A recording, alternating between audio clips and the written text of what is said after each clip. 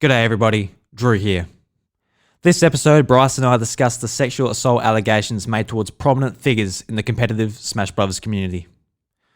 This is by far the most serious topic we have touched in the 3 years of doing the show, and we understand if you need to skip the conversation.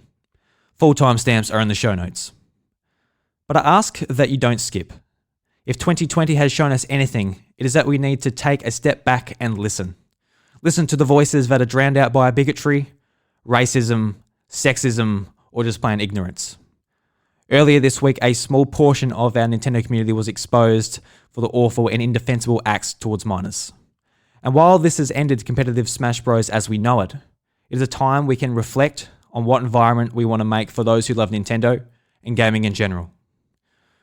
We go into it this episode, but let's start by looking out for one another and calling out those who get a kick out of making others miserable. Too long has gaming been clouded by toxic negativity. And really, that makes no sense to me. My whole life, gaming has brought me so much joy. Let's just celebrate the creators, the games, and community of players together. So, no matter who you are, the doors to the House of Mario are always open. Enjoy.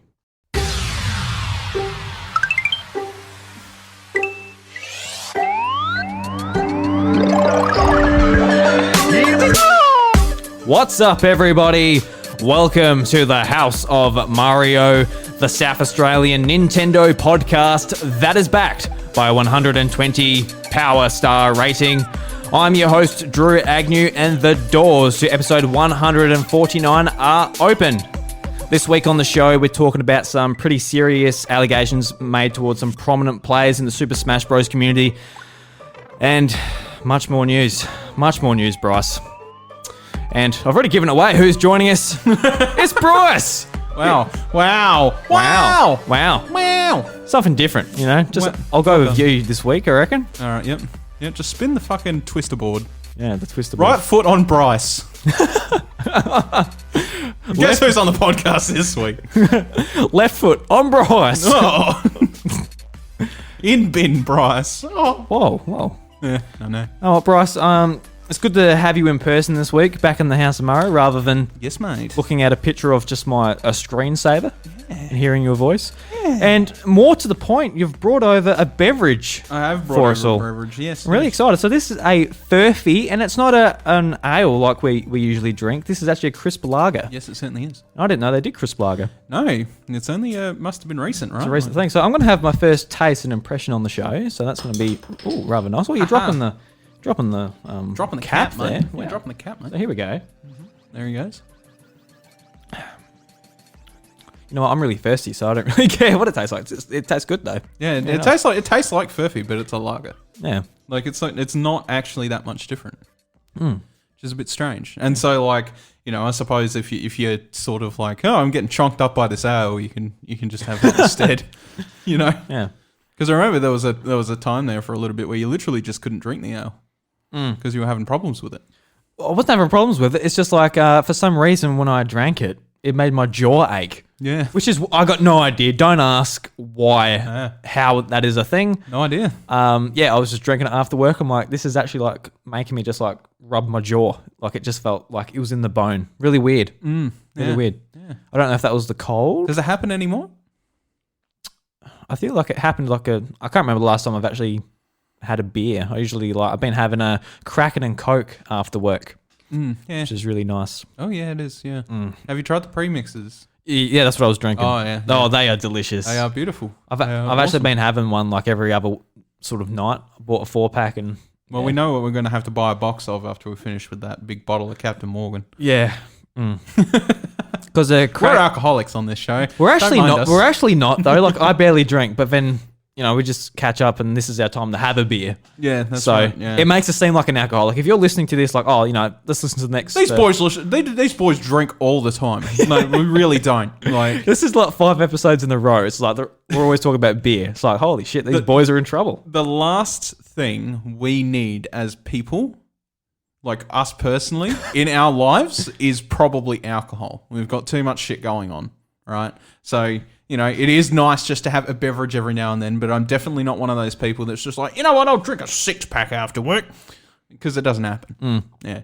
Like I might have a beer after work off the tap because it's the best way to have a beer. Oh my God, Bryce. Like without a doubt, you know. But you know, if we're just sitting down and playing Smash, yeah, I mean, we could try and bring that to a pub if we want, but it's probably just easier to have it at home and have a beer out the stubby.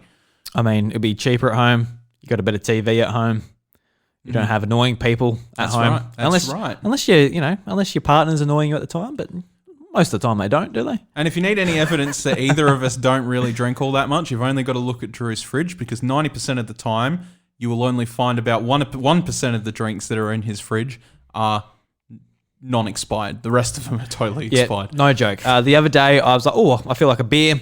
I had 2 Carlton Dries in there. I'm like, fantastic. I would love 2 Carlton Dries right now.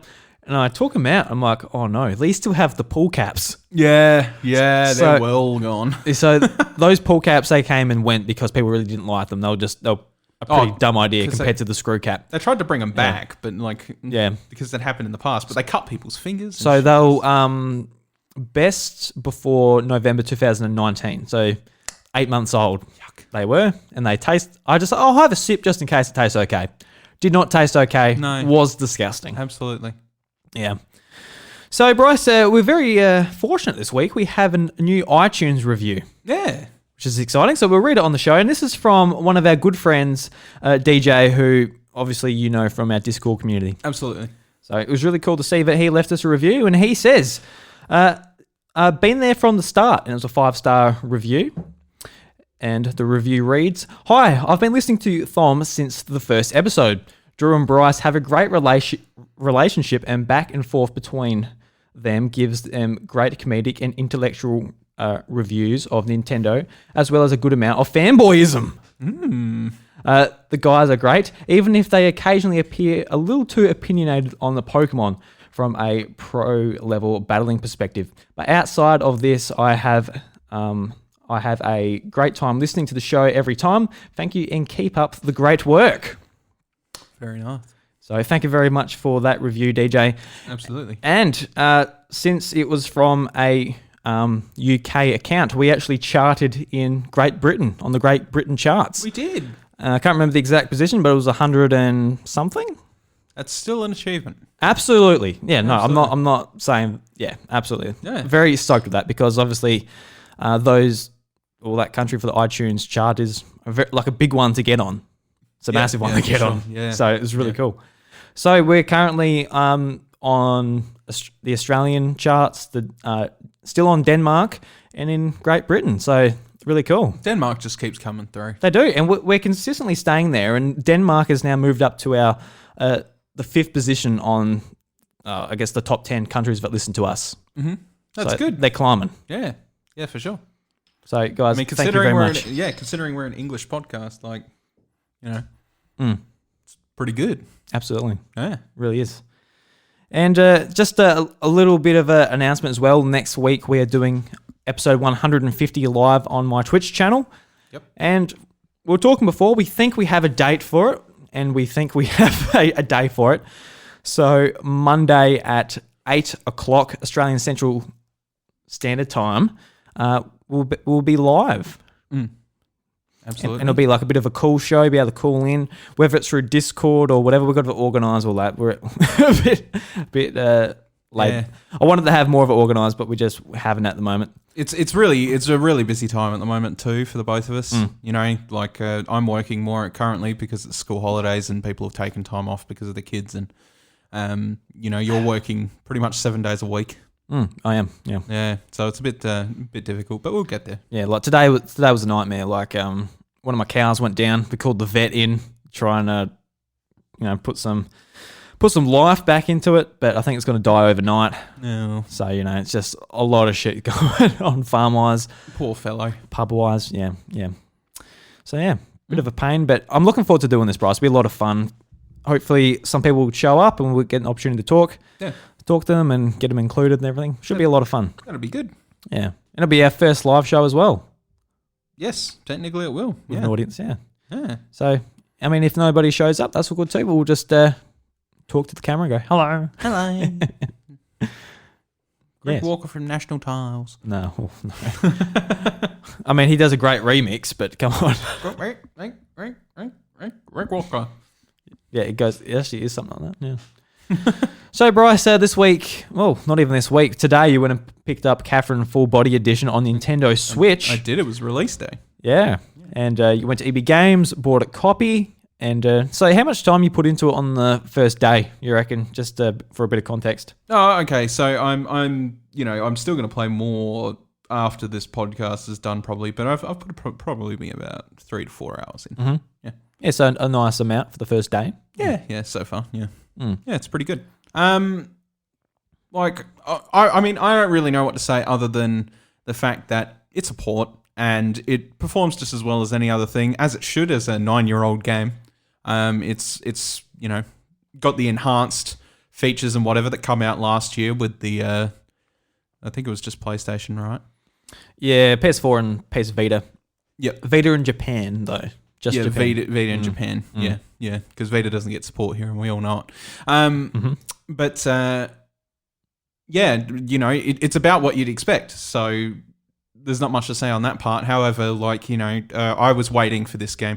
I'd seen it on special for like $27 during a PlayStation sale.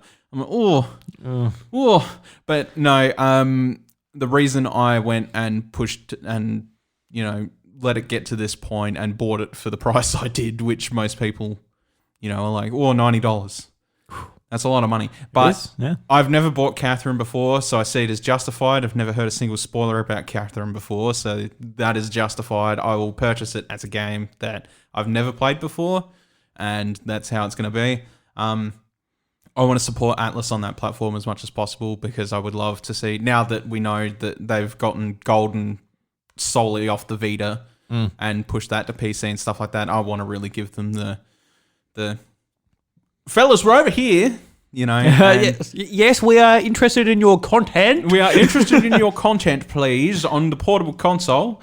I will buy it day one and I will do these things. And to be completely honest, that is the reason why I would put that much on that. Fair enough, man. Yeah. Yeah. So full support for that. It runs great on Switch. It's a good game to have portable, as the reason it's on PS Vita as well in Japan. And yeah, so that just works. Yeah, because when you posted it, I'm like, oh, surely he price matched it or something. It's like, surely. You can't really price match it anywhere here. It's a pretty niche game. So I dare say Big W didn't have it. No, they don't. Yeah, so. Yeah, no, I checked. And the thing is that EB Games and their price match value is hot garbo. Unless they're in the same epicenter of, where they are, they won't price match it. Yeah, and the closest JB Hi-Fi is like 450Ks, That's isn't exactly it? right, yeah. So, it's either that or buy it online and wait a week. And to be completely honest, I wanted to talk about it today and sort of just go, it's a port as you'd expect and it works well and it's good. And, it's one of those games that works very well on a handheld. So that's good. Probably keep in mind as well, though, is that it's rated 18 plus in most places. And here, I'm not so sure. I think it's only MA here. I think it was MA. I didn't remember seeing an R in your photo of the box. No, I don't either. But it is purely just because of sexual context and all that stuff and consumption of alcohol, which seems to be in a lot of boxes nowadays. Yeah. So you won't be picking it up if you're, on the younger side. But it is made by Atlas, who make Persona games, and we all know what Persona's like. It's blown up and it's finally got its place in the world, and I would love to see those games come to Switch, and supporting this game is a really good way to do that. Yeah, absolutely. So it's a good port, but if for people that don't know what the game is, what is Catherine? Like, what is the gameplay? What is the actual stuff you're doing in the game? All right, well, I guess the primary way to describe Catherine is it's a puzzle game, first and foremost, but if you're also familiar to Persona, it very much has its own little life mechanics that you've got to deal with, specifically more like morality and stuff like that. And it's all about basically relationship issues. It likes to describe itself as a romantic horror. So when Vincent goes through his general life, and stuff happens, and you've got to make choices that will ultimately affect your morality and will swing into 13 different possible endings. And then when you go to sleep, you wake up in a nightmare, and you have to climb the tower before it collapses completely underneath you, or you will die. And when you get to the top, you get a break, and you've got to do a couple stages at a time. But because there's a break in between each stage, you can sort of just pause it and move on your way, and then whenever you stop again, do the next one. Yep. And then as you climb the ladder and do those things, you'll reach confessional boxes, which will ask you a morality question like is marriage the end or the beginning of life, for example? And you've got to pick one of those two, and it will affect your morality. And because there's 13 endings, like this, the replayability of this game's off the charts. If you really like the story, you're going to get, even if you don't like the gameplay that much, but if you like the story, it'll probably keep you going for a very long time. Because once you've learnt the puzzle sections, you'll just breeze through them anyway. It's not a big deal. So, how did you answer that question? Is marriage the beginning or the end of life? How would you answer that? Beginning. Okay, yeah, I would too. Yeah, it's a bit sad saying it's the end of life. That means you probably shouldn't get married. Well, if you look at most of the answers, because you do actually have like online answers like you do with Telltale games. Yeah. It very much leans towards the positive side of things, because most people on their first playthrough will lean towards the positive side of things, because most people have that moral compass. Yeah. But then you'll see like maybe a quarter of it or so will be like it's the end of life. And those really dark sort of choices. Wow. Yeah. But that's mainly people looking for opposite endings. Yeah. So yeah, I could imagine, because if you're playing through like anything like Fable, Infamous, or whatever, you never play through the evil timeline first. No, you don't try to anyway. Yeah, because you're just like, oh no, I don't want to do that. I'm not going to kill the kid. Yeah, exactly. Or something like that. Yeah. And I mean, it's very much the same with this game. And like, I'm looking forward to getting through it, and doing the other side of things, and then seeing how many different endings I can sort of come up with before I'm done with it. As far as I'm concerned, it's relatively short, and you don't have to sort of over stress too much about what path you take, because every time you take a different path, you're going to remember what options you've already picked and how you've morally swung either way. So you just go about it like that. But yeah, it's definitely pretty good so far. A lot of explicit language if you're into that. Yeah, I think I'll just take my time with it and keep it going as it is. And I guess the reason I wanted to talk about it was support Atlas, please, because I would really like Persona games to come to the Switch as well. So that would be good.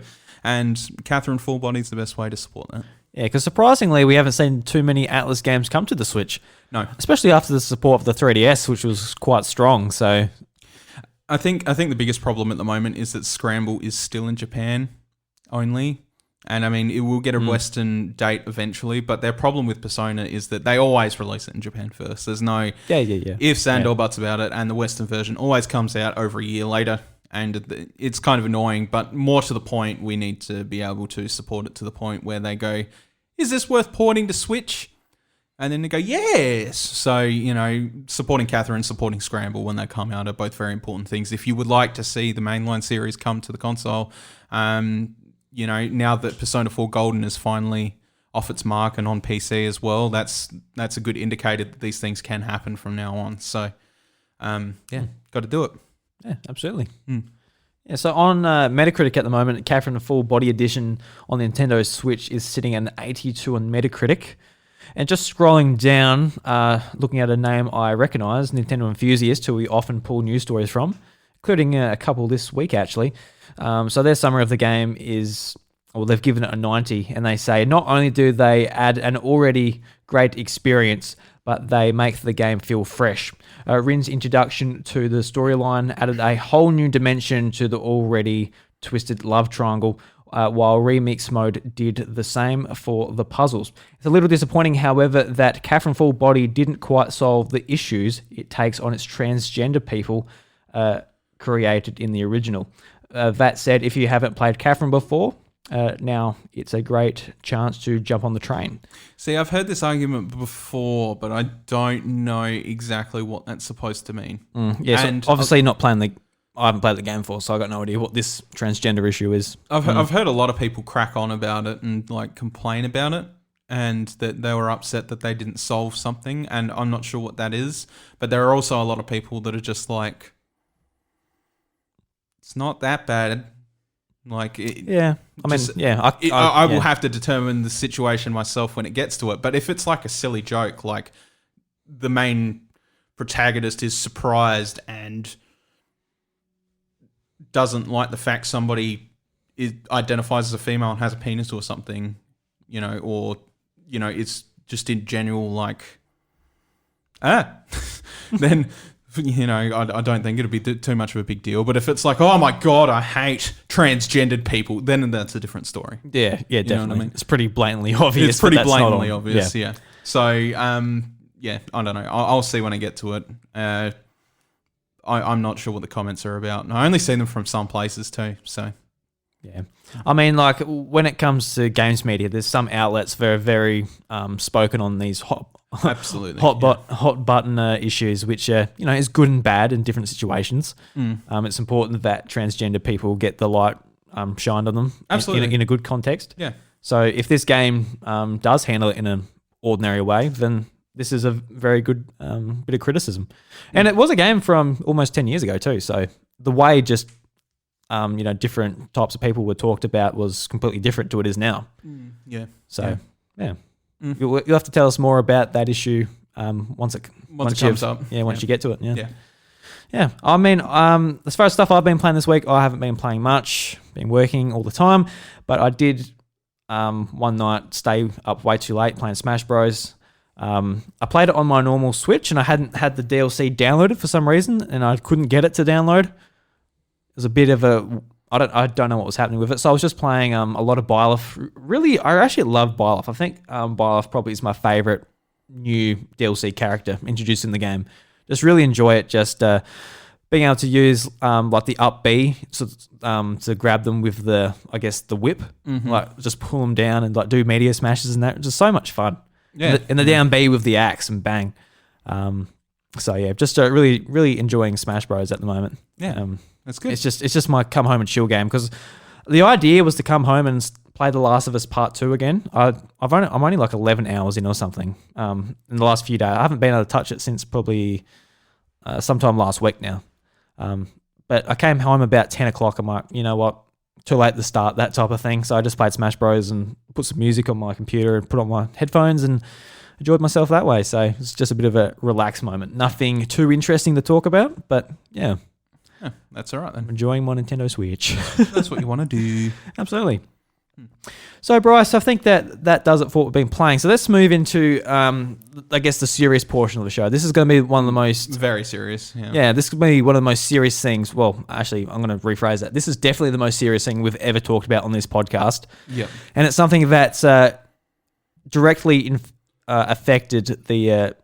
I guess Nintendo community as a whole, mainly the Super Smash Bros. Community. Yep. But these are the top players in Super Smash that have had multiple allegations against separate players in the community.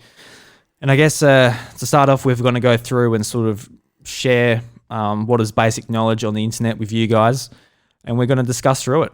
Yep. And see how it is. Bryce, I know you've done a fair bit more research than I have into it. I've brushed up the best I can.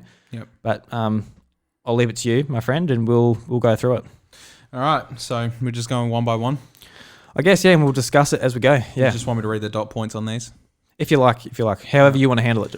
Okay. So this is coming from thegamer.com. They've sort of summarized everything in small, short shots. Mm-hmm. But I feel like if anything else needs to be clarified, then I'll go ahead and say it, because I've read pretty much every twit longer and all that shit that's come up out of this. So I'll sort of go as it goes. So... One of the first allegations on this list, it was about Nero. Mm-hmm. Nero was one of the best players in Smash players from Brawl, Smash 4, and Smash Ultimate. He was involved with a player named Captain Zack. Captain Zack has been involved in a relationship while underage with another player named Ali, who was 28 at the time. When Zack was 15, he performed sexual acts on Nero, who was 20 at the time. The story took place during a tournament, CEO Dreamland. After these acts were performed, Nero and his brother sent him payments so that Zach would keep quiet about what happened between them. After Captain Zach's twitlonger, Nero's response was to delete his Twitter before releasing a statement. Nero has been since removed from his team, NRG Esports. So something that sort of isn't addressed in this, and not that it makes it any lighter or whatever, but Captain Zach was also talking about this to people on Discord and sort of going, he went on and bragged a bit about it in his naivety, thinking that this was perfectly fine.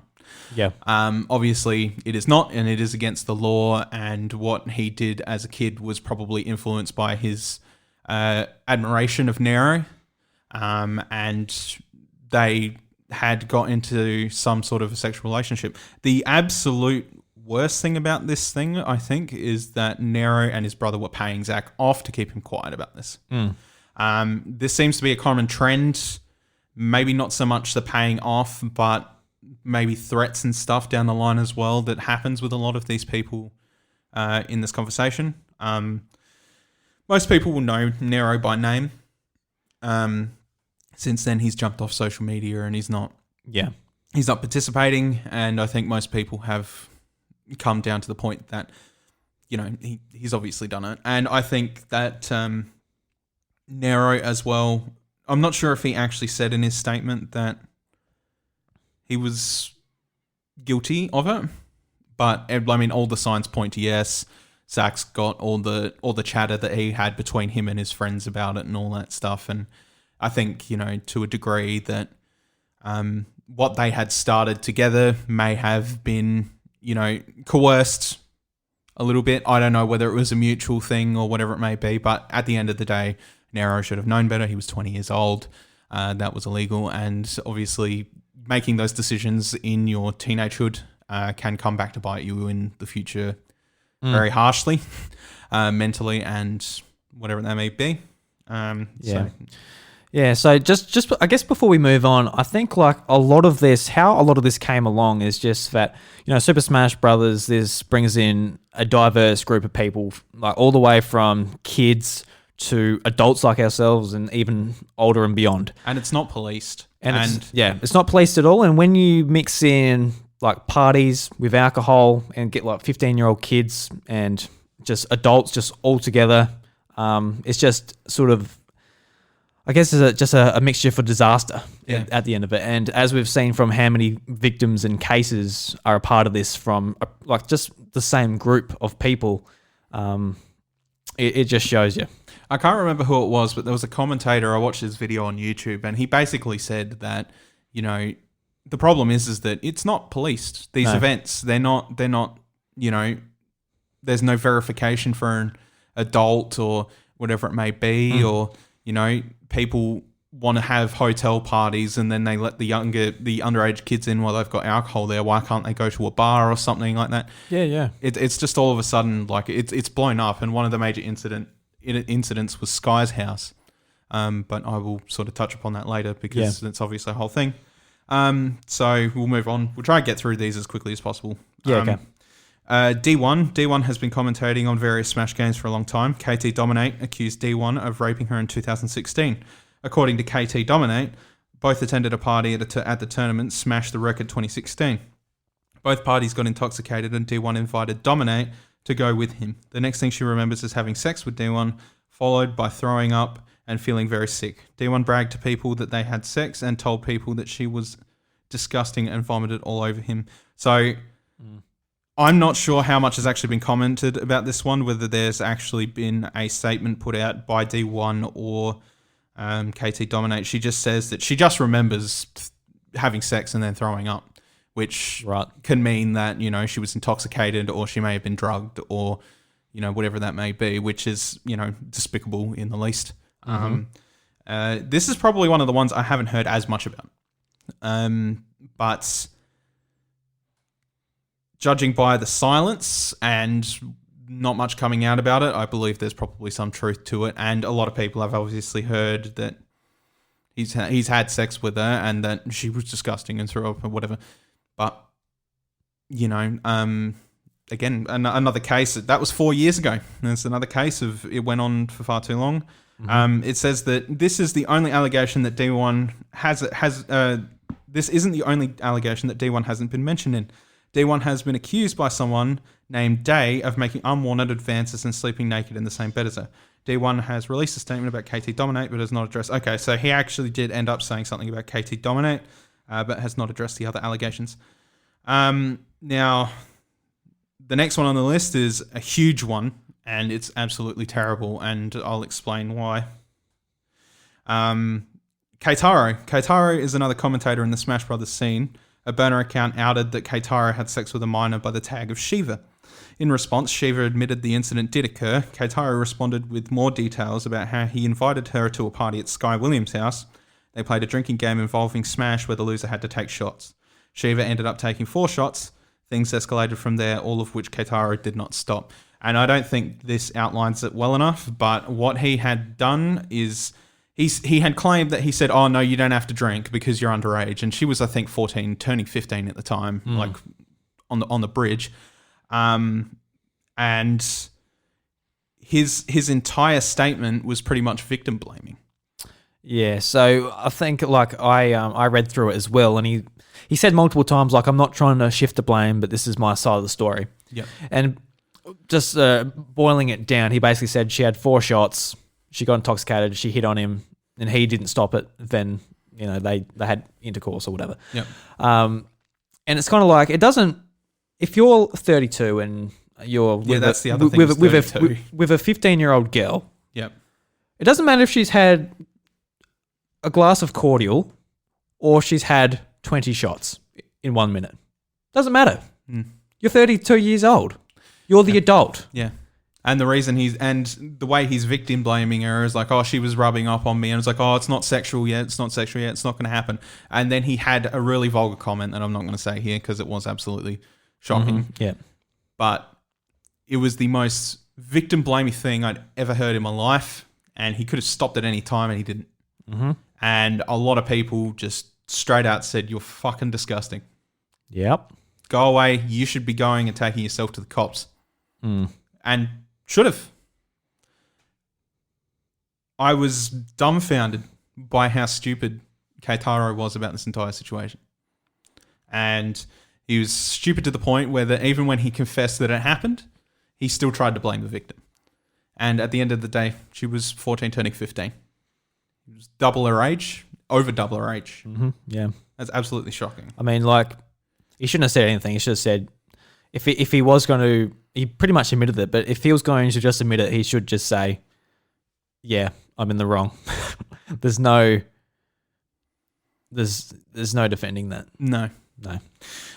We've got one here by Mr. Wizard, and it says, while Mr. Wizard isn't involved with the Smash community directly, he's one of the top people of famous fighting game tournaments, EVO. Mr. Wizard engaged in some hazing behavior with kids between the ages of 12 and 16 in exchange for tokens. Kids would have to engage in bets like jumping into pools for 10 minutes or in just their underwear. Twitter user CrackPron posted a story about how when he was 17, he made a bet with Mr. Wizard about the size of his penis. Mr. Wizard added the stipulation that he had to see it in person, which he did before paying CrackPron $20. Since then, these allegations have come out. Evo has placed Mr. Wizard on administrative leave while third party investigates Mr. Wizard. So that's not even a Smash player at this point. That's the top person at Evo. And that's bad enough. You know, Evo obviously has a huge Smash crowd as it is, and he oversees some of that because he's part of the council. And but because I don't really know that much about him, I can't really commentate. I haven't been following his shit because... I can't say I've heard of Mr. Wizard. No, most of the people I've been listening about have been the people that have been involved in Sky's house in some way. But again, I'll talk about that shortly. Sinpai, this is the one that really blew everything out. Yeah, this is fucking awful, especially when you look at the victim's face at the time, like how young he looked. Oh, yeah. It was absolutely... Because there was footage of like people playing the game, like the face cam. She's in the back with him. And she's in the background, and just in public, how handsy she is with a little boy. Yeah. Who isn't his mother. No. Yeah. It's just beyond weird. And at some point, she even points to the camera saying, you got to stop what you're doing because there's cameras here. Yeah. And it's just like, ooh. Yeah, so, yeah, read about this one. Sinpai is a commentator for Smash Bros. Ultimate who recently commentated top 8 at last year's EVO. The allegations come from a player by the name of Puppet. These allegations took place during the summer that Puppet was 14 and Sinpai was 24. In Puppet's Twitlonger, he said that Sinpai performed oral sex on him, but also told him to delete their Facebook messages frequently. Predator. Sinpai has not responded to the allegations. An eagle-eyed Redditor found clips of a tournament of Sinpai being very touchy with Puppet. And, you know, the Twitlonger that Puppet put out, it makes mention that they would often share the same car, riding to tournaments and stuff like that. And that he would often find himself because the initial incident was that she was very drunk and something happened in Smash, and him being a hyper little kid was like, oh my God, and then like ran down the hallway screaming and shit like that. And she chased after him and tackled him and pashed him on the floor of a hotel hallway. And then after that, apparently he spent a lot of times sleeping in bed with her, like during these tournament outings and stuff like that, whether it was like non-sexual or whatever it may be. And that as a 14-year-old kid, he was really fragile about the fact that she was often playing Smash with her boyfriend and being, you know, very obviously lovey-dovey with her boyfriend and everything, despite all this happening, and then sort of just leading him on this constant trail of absolute craziness. And as a 14-year-old kid, that would drive your psyche absolutely mental. You know, because you think that this person loves you, but, you know, they treat you like that. And that in a 14-year-old's mind, you wouldn't think. I couldn't even imagine when I was 14 if there was a 24-year-old who I liked just dragging me around. Dragging him around Evo. Leading me on when she has no intention. She's just using you for whatever it is she wants from it. Just absolutely disgusting. And there was clips of her doing it, and you can see it, and it's awful. Because like it sort of in my head when I was like, oh, because even now at 26, I'm like, oh, you know, I was 14 in high school, and high school wasn't that long ago, like surely. Yeah. It's like, but then when you actually see like footage of himself at 14, it's like, wow, he looks like a kid, a baby. And 14-year-olds are. He looked like a 10-year-old, yeah. If I look at a picture of myself when I was 14, I'll look like probably an infant. Yeah, that's right, yeah. So how a fully grown woman can do this, it's scary. Something. It's scary.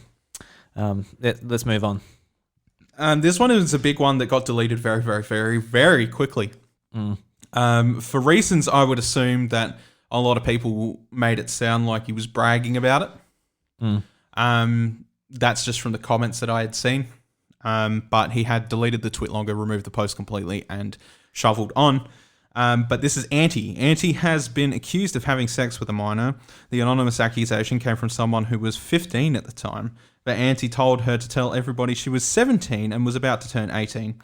She would drink and hang out with Auntie and his friends and had sex with Auntie, D1, Keitaro, and another player who goes by The Moon.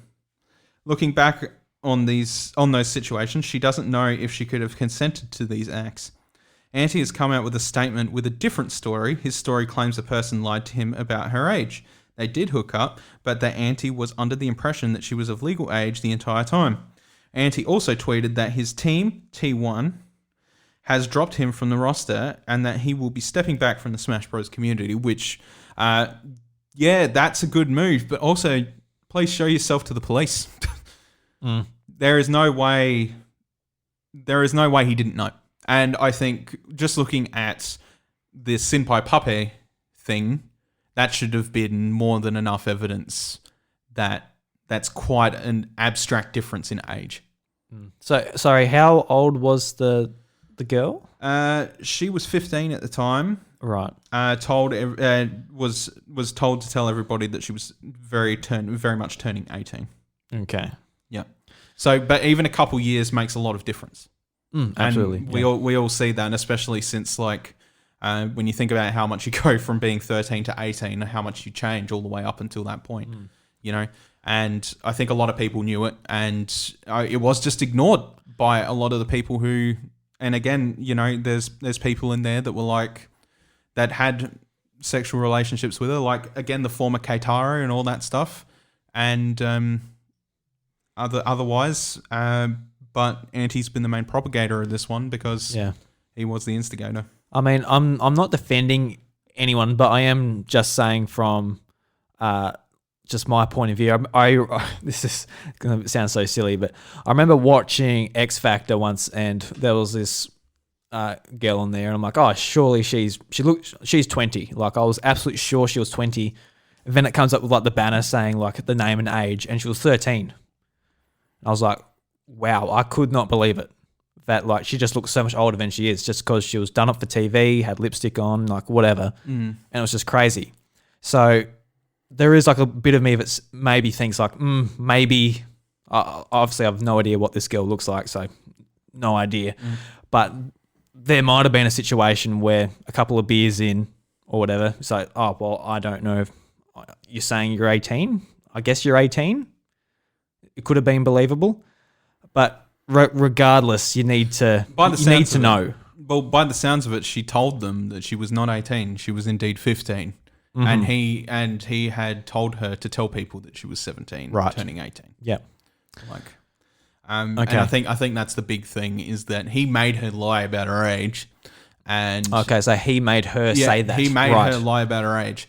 And it's come around, and you know, she said that she's had sexual acts with these other people as well, who we've already talked about. You know, they've already been accused of their own things as it is. Okay, absolutely not then. Yeah, you do know where I'm coming from, though. I'm not trying to defend any predators or anything. No, I absolutely get it, and like that's been a part of these allegations as well, to a degree. Like some people have suggested that they have been told that the person was 18 at the time, but they were definitely not 18. And whether that is to be believed is based on evidence and not just word of mouth. In these situations, I think it's very important to be mindful of the victim first and foremost, and then, you know, whatever comes second. And that's absolutely important.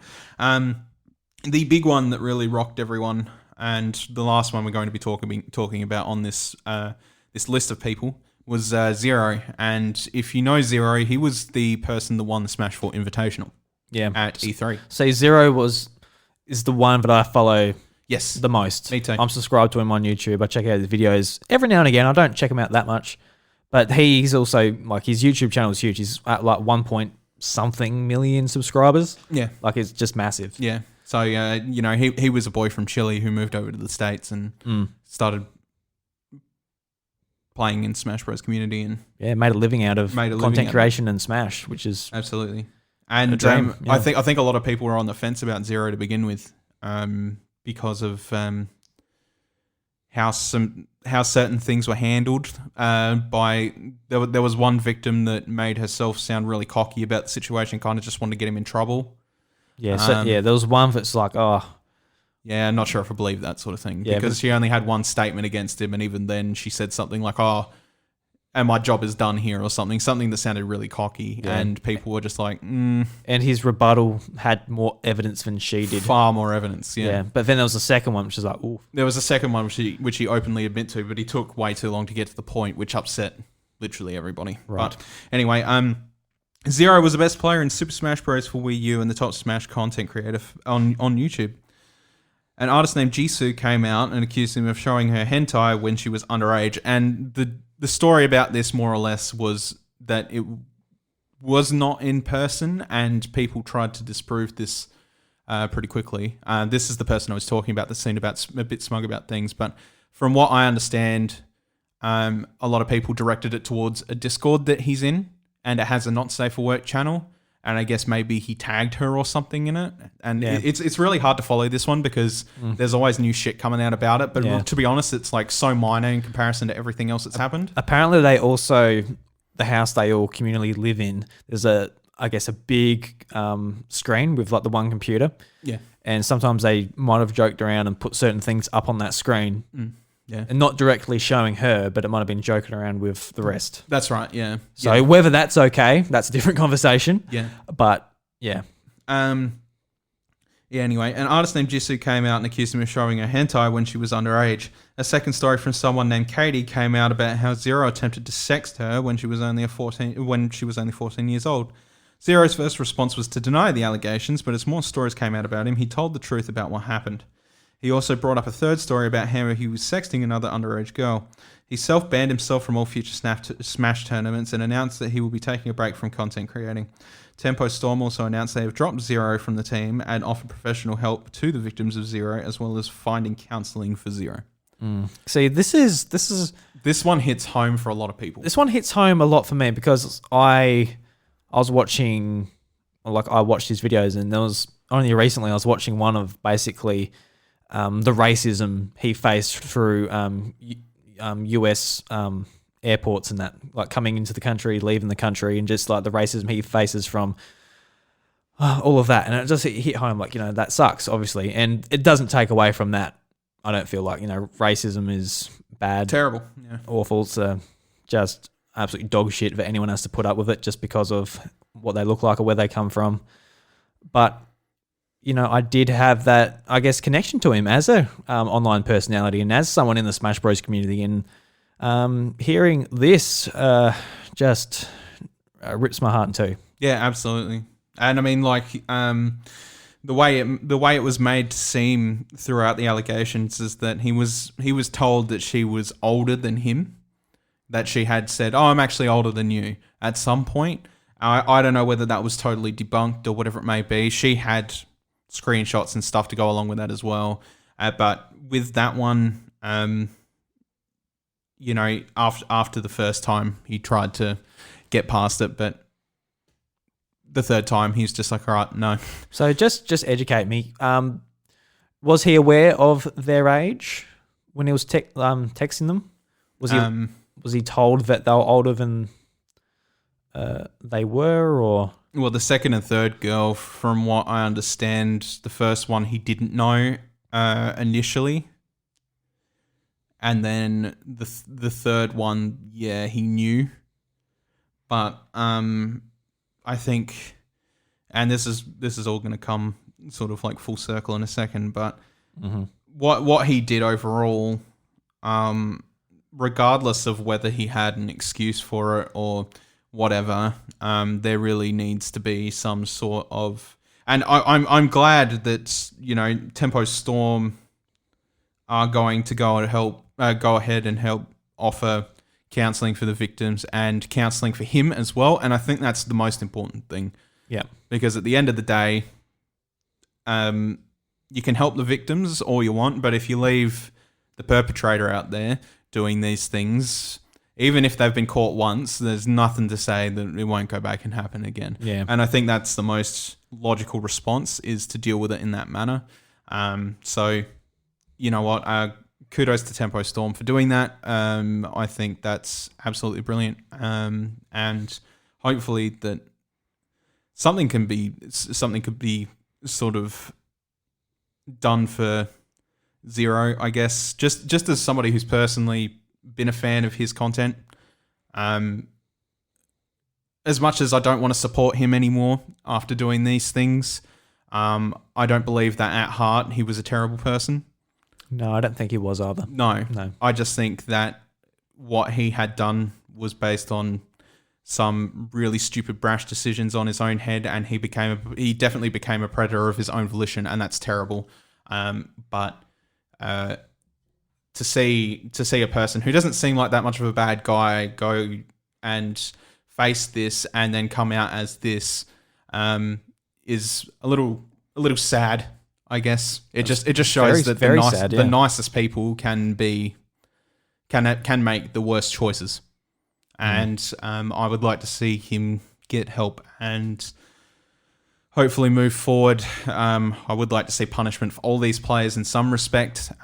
Zero, some of them have already self-punished themselves, but I don't believe that's enough. And I think a lot of them need to, really need to. Well, just think about it from, say, Zero's perspective. He's going to lose subscribers. He's going to lose sponsorships. He's going to lose a fair bit from this. Like, regardless. So it's just up to people how they handle or how they view it, I guess. But he's definitely already made his money. And I think that's the problem, is that even if he was to lose everything now, he's probably worth a couple $1 million. And in the end, it won't really hurt him that bad if he just plays it safe and manages his money correctly and does things correctly. And that's why I don't think that's sort of like enough. Yeah. I mean, even what was his name? Philip from IGN, who plagiarized. Like, obviously, plagiarizing is a really bad thing in the writing community, but it's nowhere near as bad as a sexual allegation. But even he wasn't able to rebound on his YouTube channel when he went back to it after leaving IGN. Yeah. So obviously he wouldn't have had as big an audience as Zero or any of these guys, I dare say. But I think they're going to find it tough. But let's move on to the next bit, Bryce, with the Sky House. Yeah, this is the wrap up. Because everything sort of comes together with this place, and if anybody has followed Sky Williams for the time that I have, they'd probably already know about a lot of this situation. I actually haven't. Yeah. So Sky Williams, to be blunt and frank about the whole entire thing, is somebody who has been involved in the League community prominently for many years and has gained a following off of League of Legends. Mm-hmm. He was also, though, involved in the Smash community very heavily, and it was very often that he was trying to help people sort of achieve their dreams, I guess, by renting a nice big place and having a lot of people board with him, I guess, whether it be... And it's pretty common for esports players to do this, isn't it? Yes, absolutely, yeah. They usually have houses of their own where they can do, and they're like limited to distractions and all that stuff. And Sky put out the offer to a lot of people where it was just like, well, if you're a content creator, budding content creator, come live here. It's the best place to live for content creation and all that stuff. And then Smash competitors and stuff like that. And they're like, come here as long as you pay rent and do your things. And even people that were just going to school, in, what was it? I can't remember. I don't know. Talk about it anyway. Going to school. Going to school, university, whatever it may be. Not underage. College. College, yeah. Yeah. And a lot of people that have followed that situation for many years have known that in the Sky House, it has been a very touchy scenario. Sky has had a lot of fights with people that are living in that house, and has had trouble with people stealing things and stuff like that. And when it comes to these situations, a lot of these things are instigated around Sky's house. Even if it wasn't their initial instigation, these things kind of carried on there in different scenarios. So whether it be sexual acts or whatever and stuff like that. And when it came out about Kataro, everybody sort of aimed their shots at Sky saying, why did you not know about this? And why did you not kick him out? Why have you kept this hidden? And, he was sort of like, when you've got a house party of 50 to 100 people going, it's really hard to keep tabs on everyone. And I'm the only people keeping tabs on everyone. We have a constant problem with people stealing things in our house and stuff like that. And it was honestly off my brain. I did not know it happened. And that's that. But until today, I think it was, nobody's really ever talked about the true nature of what it was like to live in that house, apart from the simple fact of they were sharing a lot of stuff, and a lot of these people all had sort of similar desires coming out of the house and stuff like that or whatever. But something was actually released today, because somebody who lived there before was sort of trying to make clear of how that house operates, because there's a lot of confusion because it's just Sky defending himself, and to be honest, Sky's not innocent either, as we've all found out because of all this shit, and it's about to go really downhill from him. He did a Twitch stream earlier today, which I have not seen, sort of discussing all this stuff. But I'm going to go back and watch it just so I can find out what he said. And I know a lot of people haven't been, because... God damn it. Oh my God. I hate iPhones, Drew. Why do you do this to me? Give it here. Yeah. My phone's locked on him. His phone's flat. He's using my phone. Yeah. There you go, buddy. Thanks, mate. And I guess people just wanted more context on how things are actually being run in the house, because there's a lot of things like, Sky's house is great, or Sky's house is fucking terrible, or, whatever it may be. Somebody, I'm just going to read some points from this because it's actually quite a long thing. Right. This person, I don't believe actually says who their name is, but it says here, quick intro. I lived at the Sky House from 2014 to 2018. I moved to the LA area in order to be closer to the company. Yeah, so the company I dreamed to work for. So it was LA. LA, especially Santa Monica, was way too expensive for a new contract artist like myself. So when I saw that people were living in Sky's house for cheap, I immediately took the opportunity. Even though I was at the house for a long time, I was unaware of a lot, but not all of the stuff that happened in there. For the vast majority of the time, I either rented out my own room or I worked at a desk with a large cardboard divider in front of it for privacy purposes, working on NDA safe space for secret mental breakdowns, keeping me focused. I only really remember taking it down when traffic was low or I needed a breath of fresh air. I communicated mostly through the house chat, explain later. I left the house in June 2018 because I felt like it was time to move on. The state of the house had finally started taking mental, physical toll on me. As for my personal experience, it's hard to say. I'm used to living in weird conditions. People who have lived or visited there know that I just sort of do my own thing, unfazed by any hardships. And then it goes on to talk about the houses that they actually had, because this has been a thing that's been going on for about a decade, and it's been about 6 different houses that they've all collectively lived in. Okay. So the definition of Sky House is more of like an idea than it is an actual place. Right. It says here, the rules, there were 2 main rules that I remember Sky enforcing regularly. Do not in any circumstance wake him up, and you must notify Sky about any guests that intend to visit. And it said these rules became a thing no later than in House B. If you didn't follow the rules, there could be punishments depending on his mood. In this example, he threatened to break something of value in every room unless he was paid $350 in cash. Right. And I don't know whether that was for rent or something like that. I'm not sure, but I'd actually read that, and yes, he did. He threatened everyone. He said, don't bother hiding your valuables because I'll find them and I'll break them. If you don't each give me $350 in cash. There was a social hierarchy in the house. He said, as the owner of the household, Sky was, of course, the leader, the one who held the most power. If a unanimous decision occurred and then last minute Sky had an impulsive change in heart to do the opposite, he went with it. Conversely, the lowest tier of housemates not only had little to no say unless it was convenient, but it also wasn't uncommon for their entire existence to be ignored. It felt subhuman. There was no established written form of hierarchy, but essentially Sky had favourites, and those favourites had much more to say on everything. So that's probably also why a lot of people's stuff got hidden too.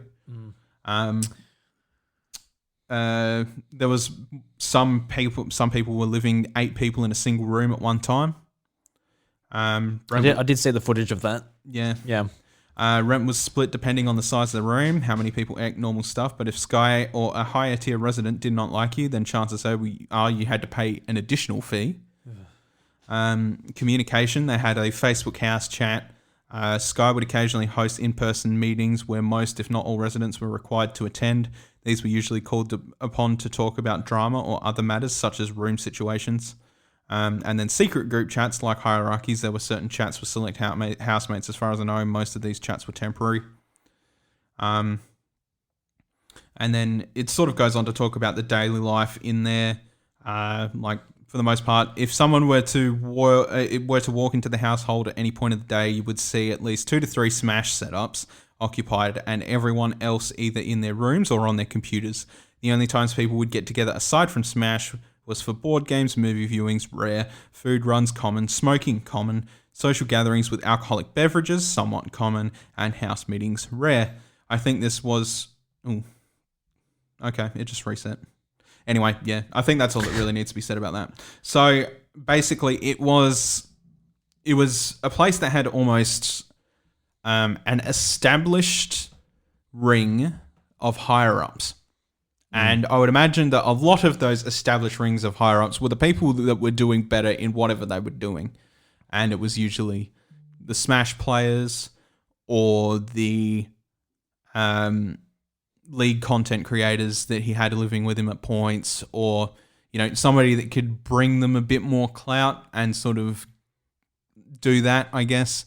Yeah, raise the overall brand up so they can get more people in. And Yeah. yeah. And, you know, a lot of Sky's past and stuff like that has been a lot about mental health and all that. He's always preached problems about that. He's very, very much known as, you know, a gay man who, from before all this happened, just wanted to look after people, and that was his thing, I guess. Outside of League, even when he stopped really doing content creation for League, he just brought off that persona. But it just turns out that like all of that was bullshit, and that anything could have happened in that house, and if he wanted it ignored, it could be ignored. So I think he had a Twitch stream today addressing all this stuff that's been written about it, and I want to go back and watch it so I can actually find out what he said. But it just turns out that whatever Sky's been saying during the years, despite his poor mental health, which he very, very much clearly has, I don't think he was ever really faking that, but he kind of had that to his own advantage. And a lot of people sympathized with him and sort of did all that. And now a lot of people are just completely disgusted with the way he's been handling things, because quite obviously he had a very established ring of people that he wanted to go with.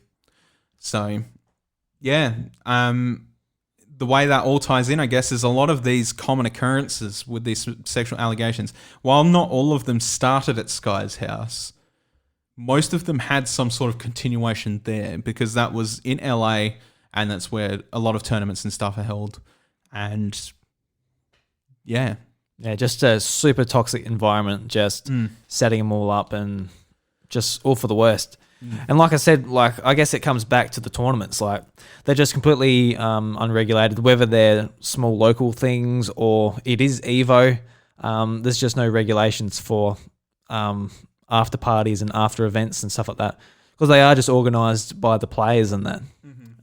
So it's just real tough to hear. And just I guess just before we move on to our wrap up of all of this, I want to bring up Mewtwo King as well. He's another super prominent player in the Super Smash community, and he was another one I was very well aware of. And he was accused of basically, coming on people while they were asleep. And this was a few years ago now, where he was accused of this. And I watched his video where he was super uncomfortable sort of admitting this. But basically, when he was born, his circumcision was done incorrect. Yeah. So it actually made it very difficult for him to feel pleasure in his penis. Yeah. And in the video, he was just like bright red. He just did not want to do it. He said multiple times, like, oh, I got to stop this. Like, he did not want to say it. And I guess you can think to yourself, like, oh, well, maybe he said this because to throw people off the case. But he actually wrote a book back in 2018 where he does mention this. Yeah. So this isn't something he just made up to make an excuse, pretty much. No, that's right.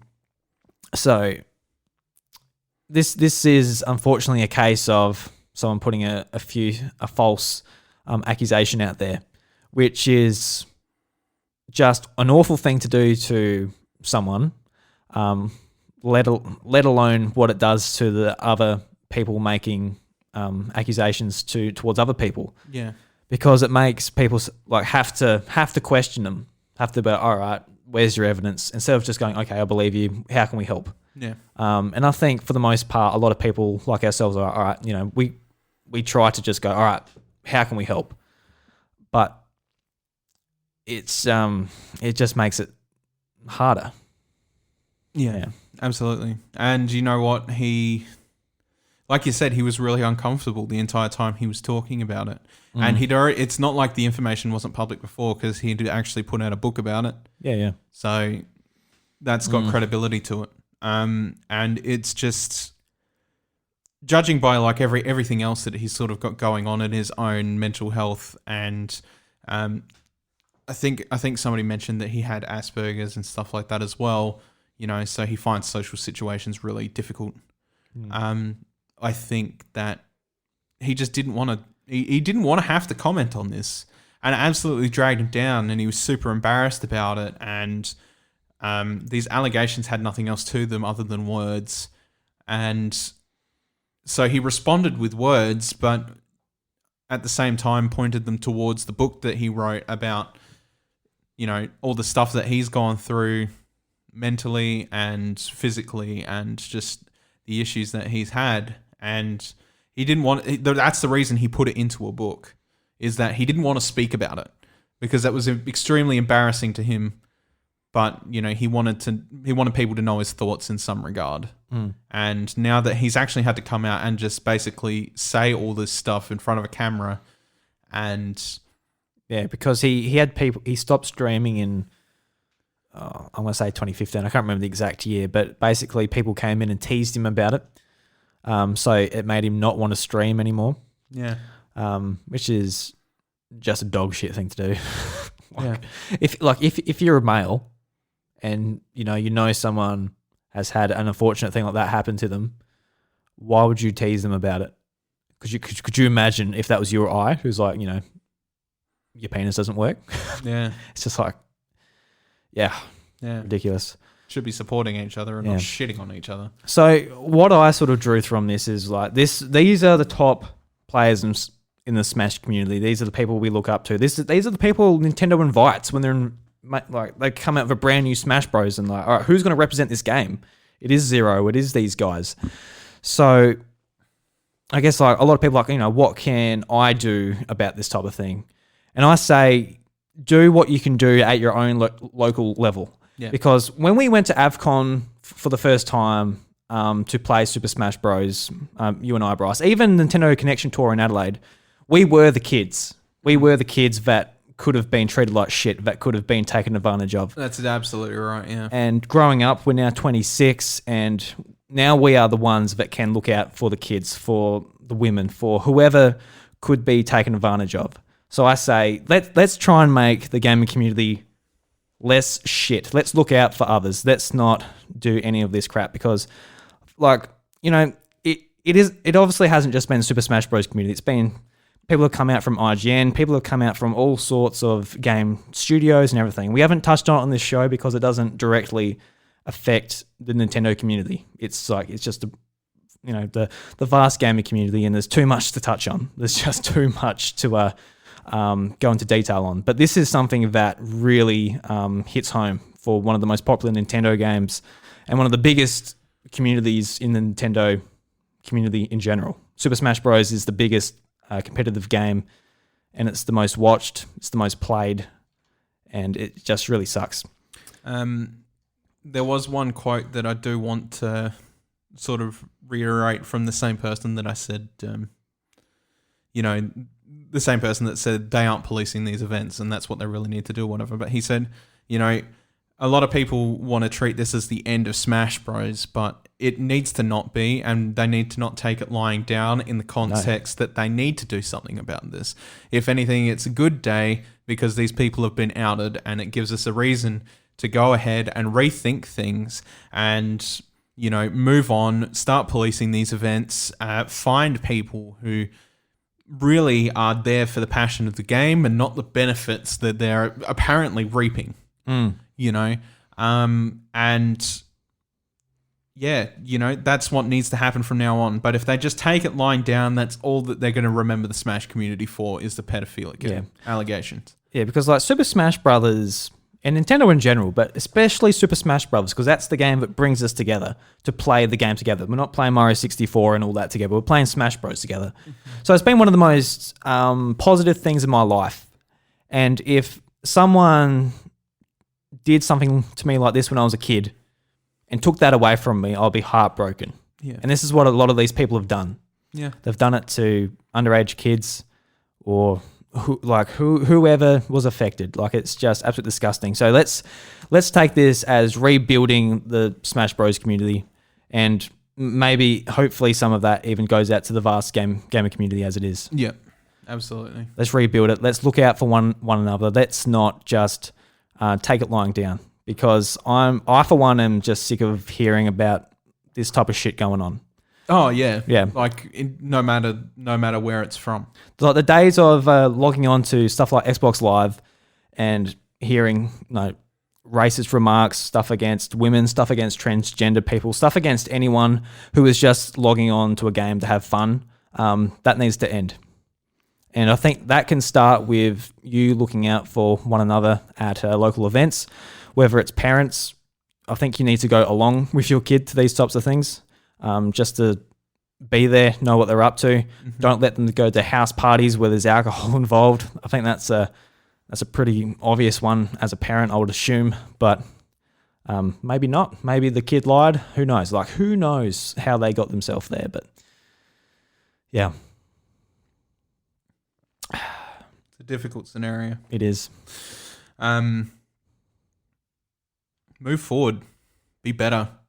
Like, these people have ruined the face of it for now, but it can be repaired. The game does not represent the people. The people represent themselves. And, they've made a name off the game, but it's just time to erase them from that. Yep. Move on. Find new people to support. Yeah. And here at the House Mario, we're only a small community, but at least you and I can start off just with the handful of people in the Discord who talk to us on Twitter and that. We can at least start there. Absolutely. So just to anyone out there, the doors are always open to the House Mario, no matter who you are, as long as you're respectful to one another, you're always welcome here. And I hope over the years we can grow a positive gaming community to just share our love for gaming and Nintendo. Absolutely. So it's going to be a hard one to move on from. That is. Yeah. Should I play the news jingle now to move into the next thing, or you probably should. We should leave it there. We've had our positive note. Yep. Let's move on to some other gaming news, which is more positive and a little bit more fun to talk about. Mm-hmm. So let's move on. Yeah! Pika, pika! Is that all? High five for my friends! Wahoo! My body is still. So Bryce, Legend of Zelda Breath of the Wild 2, very exciting game. Probably our most anticipated game, just by default, I assume. Yeah, for sure. Oh, I know for you, definitely for me. Oh, yeah. Looking forward to it. I've been meaning to get back into Breath of the Wild myself, but I can't even play current things, let alone go back. So.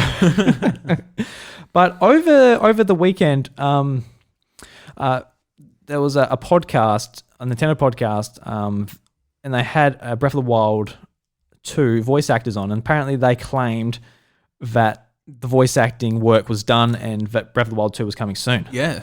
Well, I'm not sure about the coming soon part. Yes, so I'm going to go into that. So the original story, so I'm going to read this from My Nintendo News, and the original story was the Spanish voice actors who voice characters Rivel and Zelda have apparently claimed that their voice acting work on The Legend of Zelda Breath of the Wild 2 has finished. The news emerged on a podcast that featured both Mercel and they're foreign names. You got to stop doing it. Why do I run a Nintendo podcast if I can't read foreign names? I'm gonna skip it. I'm just gonna skip it. Nintendo haven't shown anything of the game since E3, but there's been an update, and this is from the podcast official Twitter account. They actually put out a statement. And the statement reads, good morning to all. This is a message directed at all media outlets, international or international, that have recently reported on our interviews with the Spanish voice actors of Zelda and Rivel. We are surprised about the way that many media outlets have covered the interview, jumping to incorrect and out of context conclusions with no consideration of the persons impacted. We understand how the video game news media works and how the lack of news in recent months, but we do not share this anything goes approach. Both Marcel and Neria deserve the utmost respect both personally and professionally. So what it sounds like is a lot of media outlets sort of just maybe took a quote. Don't know what the quote was, happens to the Made podcast. some assumptions. It's also in Spanish, so even if I go to listen to it, I won't understand it. But yeah, it seems like, at least one outlet got hold of a quote, span it into a story, and all of the other media outlets just took it and ran with it. And the actual podcast themselves had to come out and say, "Oi, it's not the case." So just anyone out there who reads that the voice acting work is finished, don't necessarily believe it. And even if it was true, we know that, for example, there was a story back with Kingdom Hearts 3. The voice actor of Goofy said, the game is coming out this year, and that was in 2015. The game, in fact, did not come out in 2015, even if his voice acting work was done. Because there's a lot more to a game than someone reading their lines. I think I can believe that they've said their voice acting work is done, because I would imagine that Rivali at least is probably not going to play the biggest part, and I would imagine if they were going to have Zelda's part in it, that Zelda probably would have had a lot more time to set up and finish. So I could probably imagine that they probably did say, yeah, we've finished with our voice acting work on Breath of the Wild 2, but I can't imagine them outright going out and saying, yeah, it's coming soon, because that would just put their jobs in jeopardy. Yeah. So that, like, no way in hell. For them to say the voice acting is done, that mean it could be done at any time. You know, that's not saying that it's going to happen soon. There's no guarantee that that's exactly what that means. So if that part is true, then good. That means that the game's coming along smoothly, and that's what I like to hear. But as for the part where it's coming soon, I had not heard that till now, but that would absolutely be bullshit. Because it's definitely not coming out within the next couple months, ladies and gentlemen. It's either at least going to be the end of the year, or early 2020 sometime. Yeah, I think that's probably 2021 rather. I think that's probably your best bet. I don't think it's going to take any more than another year, but it's definitely not coming out soon. Yeah. If you were a betting man, would you bet early 2021 or holiday 2021? If you were a betting man. Probably holiday for the sales purposes, but at the same time, I also before coronavirus happened and delayed a whole bunch of shit, I also thought that this year holiday probably would have been the best time for Breath of the Wild 2 as well, because the new console's coming out and sort of just shifting up everything and doing what they need to do. I will sort of guess that it'd probably happen holiday, just to keep things squeaky clean. Yeah. I mean, I hope it does come out next year. I assume it will. If it's not coming out this year, it'd have to come out next year. Yeah. I know that we haven't got a lot of Nintendo news, and Origami King's like the last thing that we have for this year. But I feel like there's going to be holes in the schedule somewhere that really need to be filled over the next couple of years, especially since Prime 4 is now delayed until God knows when. So, and Bayonetta 3, they said work was coming along well on that as well. So that's another game popping up. But you usually have these things in the back of the mind where you're like, that's going to have to fill gaps in there somewhere among the things that they sort of just announce and come out, like Origami King. Yeah. So I think that will probably be, I think Breath of the Wild 2 and Bayonetta 3 will probably be the big titles for next year.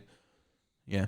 Yeah, I hope so. I think so. Yeah, like we're obviously going to get at least something other than Origami King for the rest of the year. Oh, yeah. I was thinking about it the other day, and I actually put it up on Twitter, like, what would you like to see the rest of this year? And what I said is I'd like to see Metroid Prime Trilogy come to Switch, because they are some games that I would like to play, and that's a pretty doable thing. I'm not asking for like this massive new game or anything, but that is personally something I'd like to see. So just out of curiosity, is there anything you would like really love to see this year to play on your Switch? I think Metroid's probably a good start, but I would like to see X ported. Yeah. Because that game had online functionality and everything that I never really got to experience, because the console itself was not handled well enough for it to be, whatever. And I think X would fill a really good hole. I know that Genshin Impact which is like an anime Breath of the Wild clone, as most people know it, is also due either late this year or early next year. And that would be nice to see this year if Breath of the Wild 2 is not coming. But I mean, that's also a game that can run on mobiles.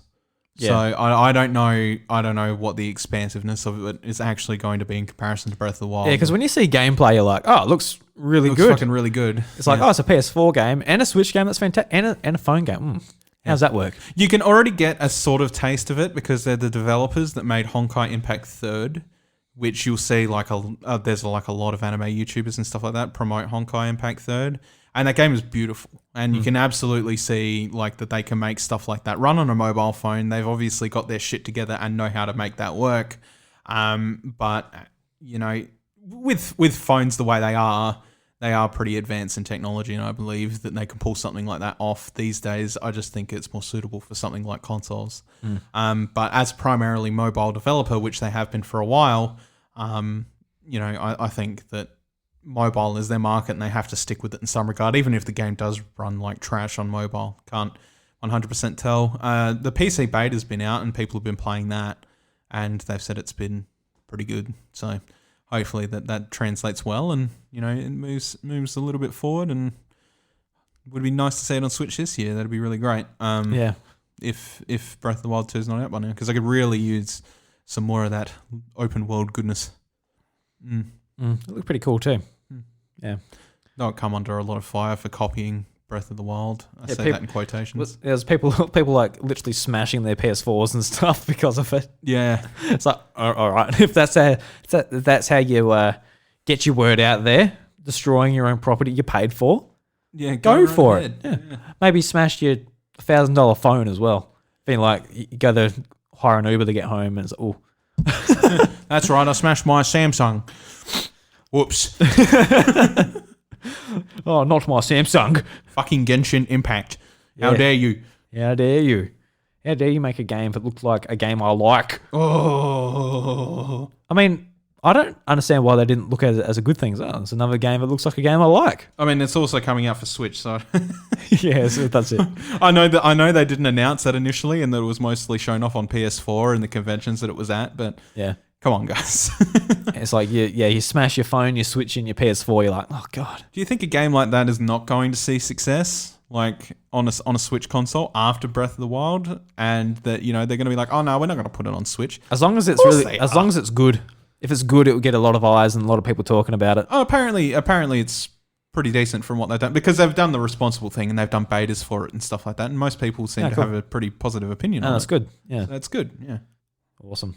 So this is a bit of a troll story, Bryce. So Mario Kart Tour adds swimwear Rosalina and swimwear Mario.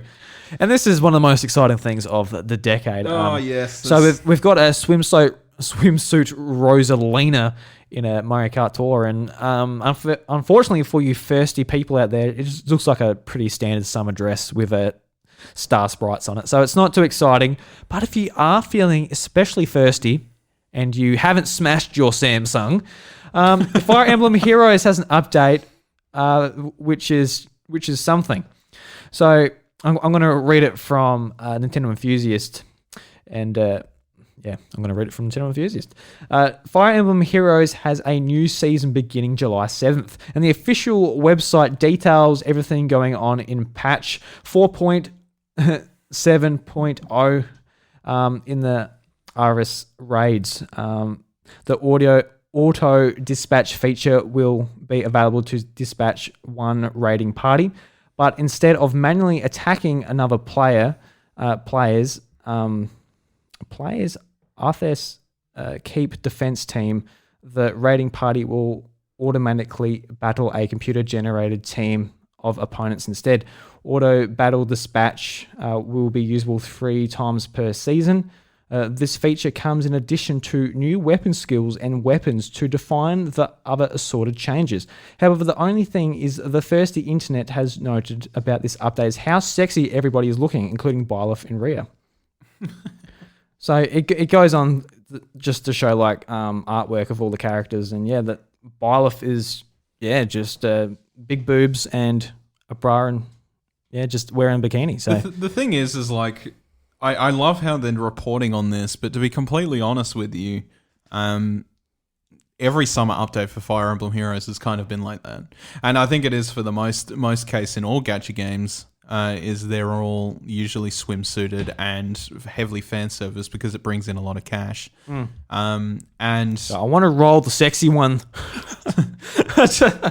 like I have hardly ever made an investment in Heroes. I've done most of it free to play, except maybe the starter pack just to get the free Black Knight out of it, and get a bit of orbs out of it. And apart from that, I'll roll on some things, but I always forget the times that the summer gachas and stuff come around, so I'm never really like... It's just so jarring seeing a Nintendo franchise with official artwork that looks like this. Oh, they absolutely do. And I mean, Dragalia Lost has its own piece of the pie too. Yeah, yeah. It does that as well. And could you imagine like a Switch Fire Emblem with this artwork? yeah, Like it's just like, whoa. I mean, does TMS count? TMS. Tokyo Mirage Sessions. Oh, yeah, that does count. Yeah, that is very much like that, isn't it? Yeah. I mean, there's a couple things in the game like that. I guess that's more that's obviously made by a team at Atlas, so I guess that's that. Yeah. Yeah. I think at the end of the day, it's just weird people are actually reporting on it when it's been happening the whole time, realistically. Yeah, I think it's just got more relevance now because Three Houses is out and it's got Byleth in it, and everybody knows who Byleth is now because Byleth is in Smash. How many more times do I have to say Byleth before an article reports on us? Byleth. And gives us more clout. Byleth. Bryce says Byleth. Byleth. Drew also followed up with Byleth. Byleth. Yeah. Yeah, could you imagine everyone's like, oh, this is Byleth adding it to Super Smash Brothers Ultimate, and it's just like, here is the suit where she is wearing nothing. Here is the swimsuit option. Like how everybody's like, here's Zero Suit Samus with the singlet option. Yeah.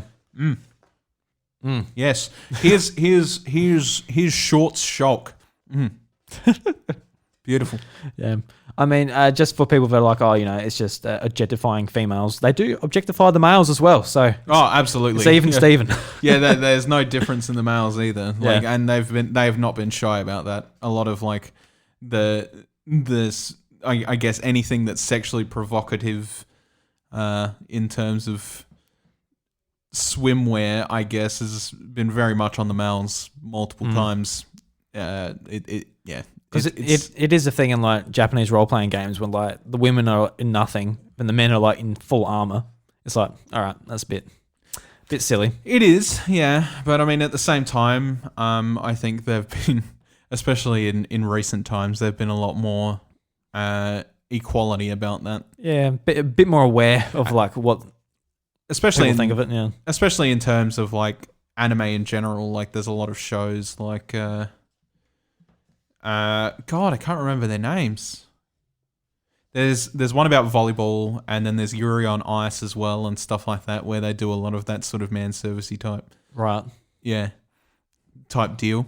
And I think just the medium as a whole has grown in Japan, and they are sort of servicing both sides now because they realize that there are a lot of female anime fans out there would like a piece of that pie too. And yeah, they do. So, like, yeah, when you go to AvCon, it almost feels like there's more women there than men. Oh yeah, just sometimes yeah. So.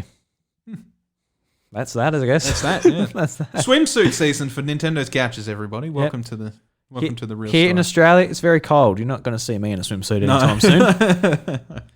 And that's pretty much that's it apart for the news, Bryce. My mouse falling off apparently, but Bandai Namco, their game Drum and Fun has sold over 1 million copies, which is really cool to see. Which I actually didn't expect that game to like sell so well, but it's really killing it.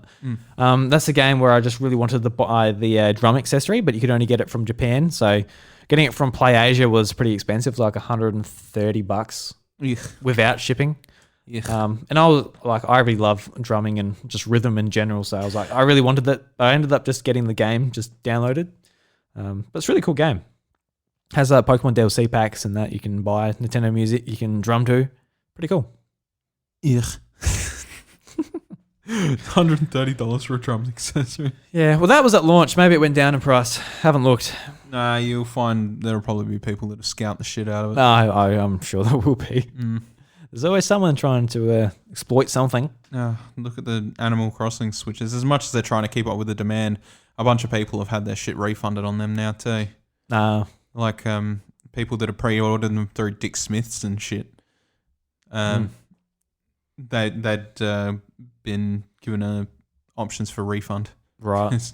They can't stock them. Yeah, they just go too quickly. That sucks. Yeah. Oh well, let's move on to Reggie's Rec Room, Bryce. Let's talk about something a little bit more positive. Sure. So we've been talking about, I guess, Super Smash Brothers, and I guess a lot of the negative things that have come up in the last week.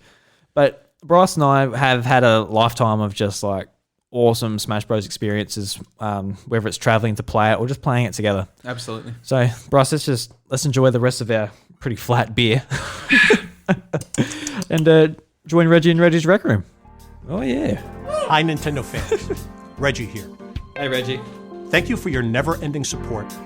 You're For welcome. giving me a mushroom kingdom full of incredible memories that I will You still need to pay rent on that too. I'm serious, Reggie. For goodness sakes. Look, man, we give you a room, okay? Yep. That room costs money, okay? And we really want to keep giving it to you, but the money, Yep. where is the money? It's just a gold coin donation at the front of the house. That's all we ask. And you keep going to Bunnings and spending that gold coin on a sausage. Oh dear. Come on, Reggie. So, Bryce, Super Smash Brothers. I guess it all started with Super Smash Bros. On Nintendo 64. So, we never actually played the 64 one together as far as I can remember. At least not when it was like the relevant thing. Did we? Maybe a couple times. A couple of times? Yeah, I played a lot of that game because I have it. So I guess so. My experience with Smash 64 is my friends had it. Because I didn't go to your place a lot when I was... How old would I have been? I would have been like 8 or 9 when I was going to Adam and Jordan's. And I wasn't going to your house at this time. We weren't quite friends just yet, I can't remember. Nah, not really. And it was like a couple of years later we became like best friends. So like I would often go there and play their 64 and really enjoy Mario 64 and Mario Kart and Smash Bros. I like the three most prominent games we played together. So yeah, I just went there and I remember just since I didn't have a 64 of the game, I just sort of didn't know what I was doing at all. And they wouldn't tell me the controls. Like this, looking at the Nintendo 64 controller when you're just used to maybe a Super Nintendo or a Game Boy or something. There's a lot more buttons, and sort of like the C buttons and everything just like don't make much sense. Yeah. It's like what are especially like when you're playing like PlayStation 2, that makes a fair bit of sense. That made sense to me. Like you're moving the camera with the second analog stick. You got the triggers and that, but the Nintendo 64 controller, I'm like, all right, how do you jump on this thing? Like A? Like obviously A doesn't jump, and yeah, It's just C buttons, mate. You just fucking C buttons. Just get used to it, you fucking... So, but eventually I did get to the stage where like I knew what I was doing and I could beat the other guys who owned the game. But as far as like Smash 64 when it was relevant, that's basically as far as it went until like when I got Brawl, and then I went back to Smash 64 and really like got used to the mechanics of that game. Yeah. So when did you get Smash 64? Did you get it sort of when it was brand new, or a fair few years down the line? I was borrowing it from a friend at the time, to be completely honest with you, and then that friend and I stopped having contact anymore before I gave it back. Oh. I was like, well, okay, and it just never really come up in opportunity to ever give it back because Right. And you know that shit, I guess, because at the end of the day, I'd like to give it back.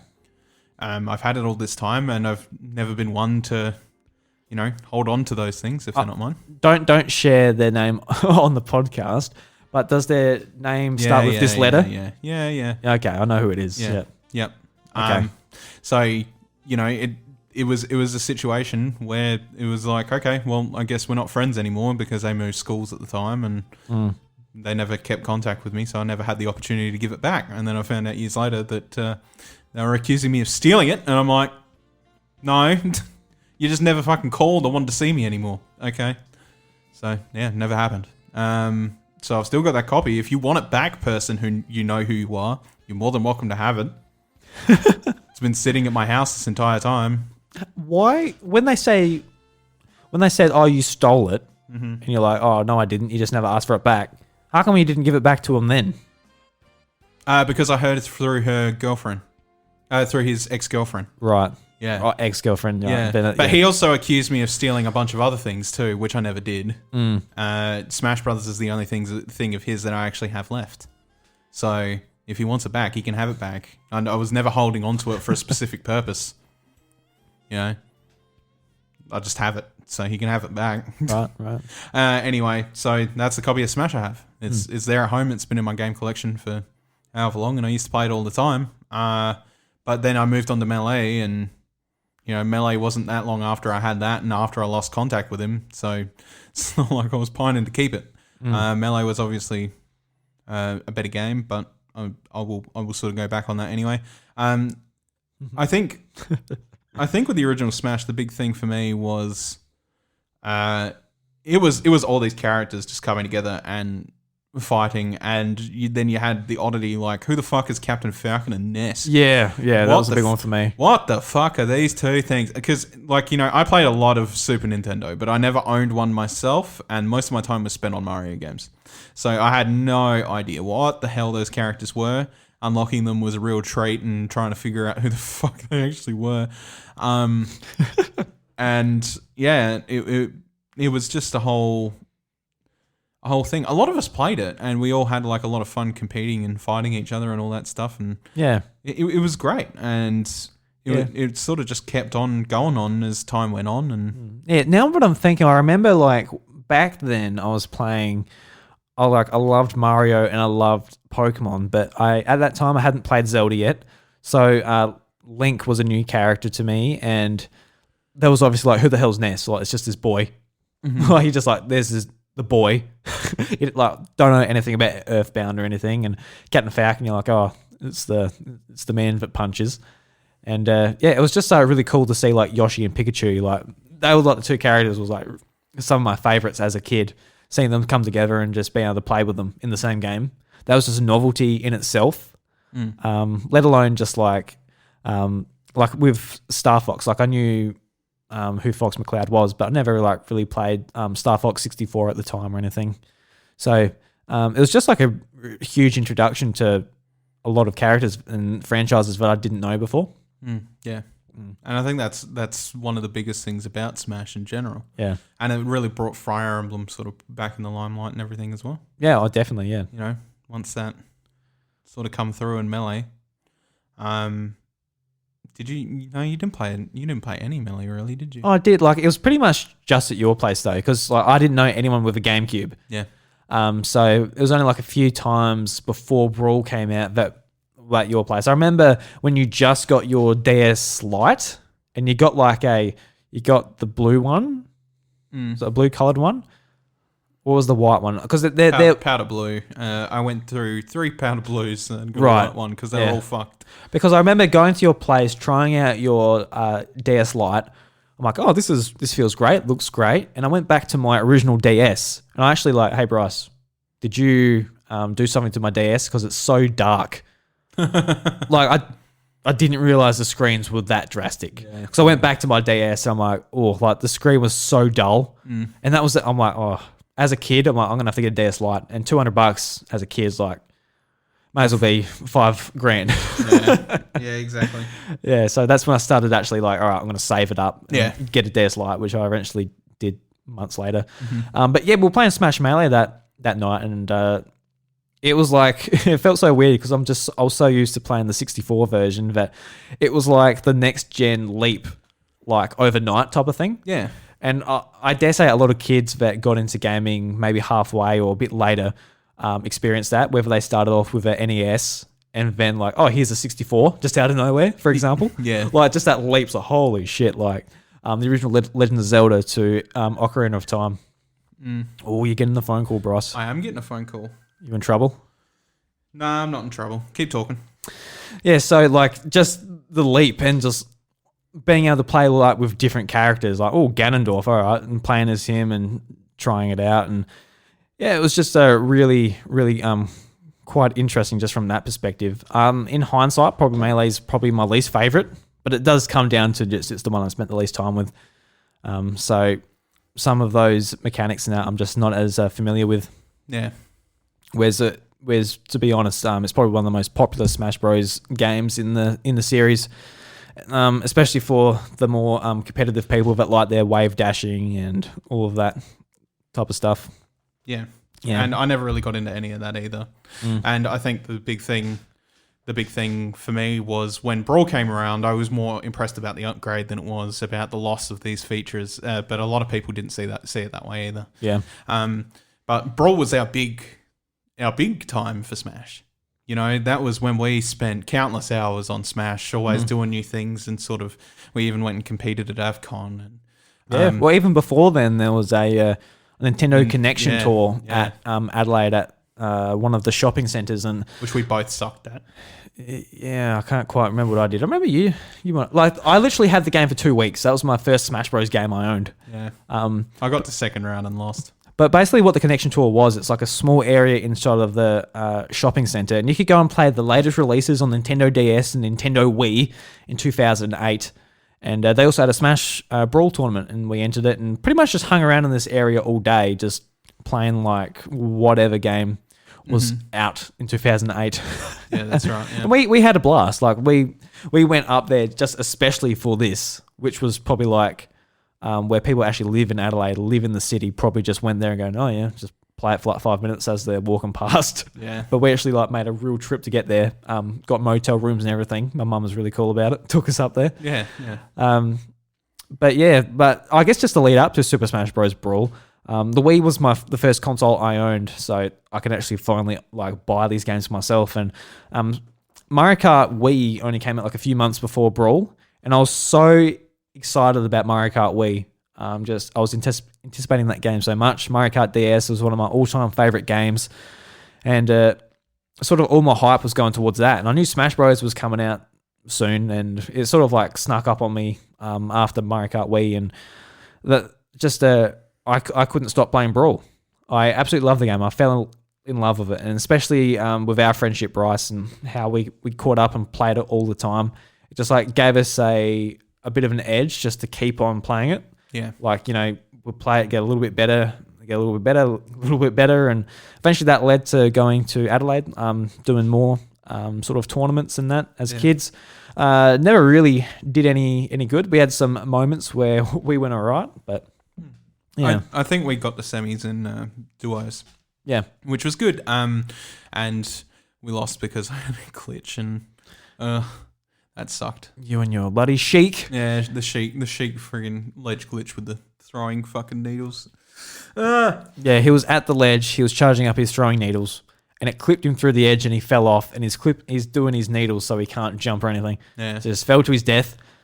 But I mean, in when it came to Brawl as well, you know, we had we went and organised a high school get together on a Saturday where we all had a mini tournament. Yeah, actually, just backing up on this, was it 2010 or 11 at my high school? There was a teacher, I think it was actually vice principal or something, Mr. Bell.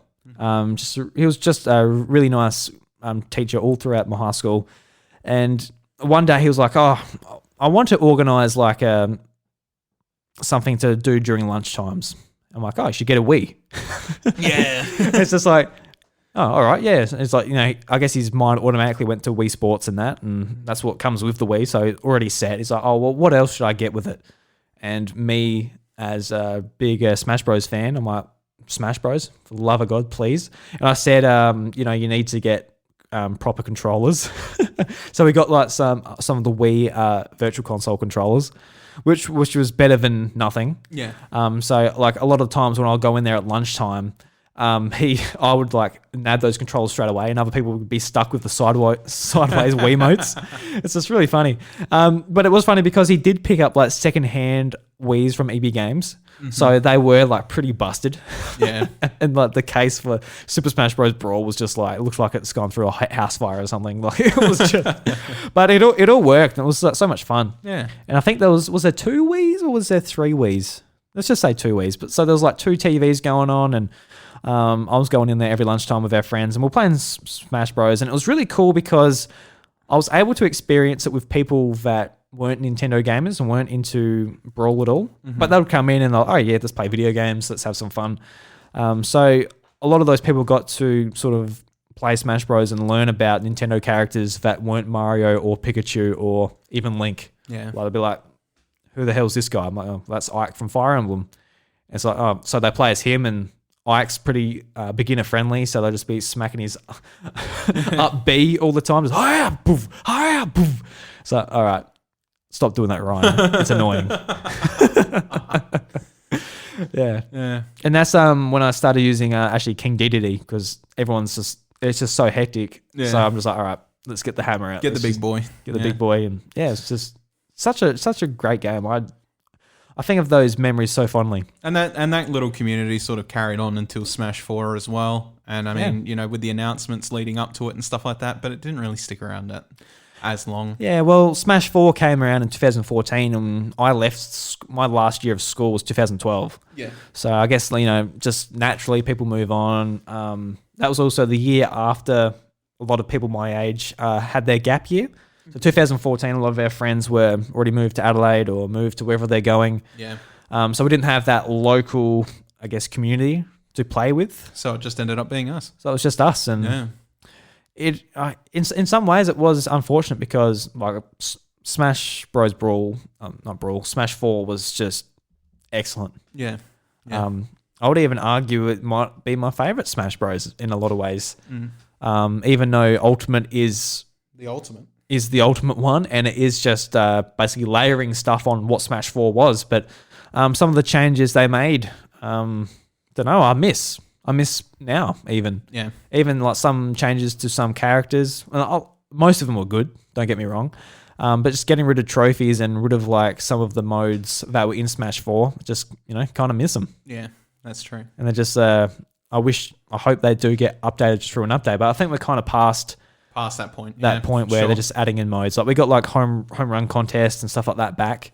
But I don't see us getting like not smash the targets, but like there was a mode which I forgot where you're like smashing crates to earn trophies. Trophy smash. Yeah, trophy smash. Yeah, pretty straightforward. Yeah, like I really love that, just earning trophies, and obviously trophies are gone, but just something like that for spirits even would be cool.